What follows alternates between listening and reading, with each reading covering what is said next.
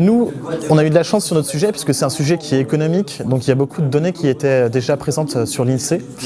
Donc du coup, on a juste eu à les recouper, à identifier les données par quartier et ensuite à faire des totaux ou des moyennes. Mais en ce qui concerne la collecte en elle-même, finalement, ça a été facile puisque c'était sur le site de l'INSEE. Ce qui m'a motivé, c'est l'argument, enfin d'une part, c'est l'argument de Dominique Luneau qui disait ce qui peut être intéressant avec ce sujet, c'est de rendre des données austères et de les rendre glamour, justement.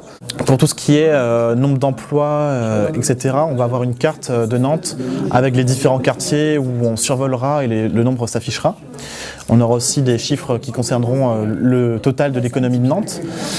Sur les secteurs d'activité, ça va être autre chose, ça va être des cercles en fait qui vont former des pourcentages. Par exemple, il y aura tel pourcentage pour le secteur des services, tel pourcentage pour le secteur de l'industrie.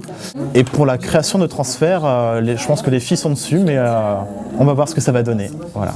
Vraiment, on n'a pas eu de difficulté à se comprendre, on a bien réussi à avancer tous ensemble, donc je suis vraiment satisfait à ce niveau-là. C'était une bonne expérience aussi de travailler avec des étudiants qui ne sont pas forcément dans le même domaine que nous. Et ouais, c'était vraiment bien. Le data journalisme, c'était quelque chose que j'avais pas eu l'occasion d'expérimenter et je pense que c'était à peu près le cas pour tout le monde.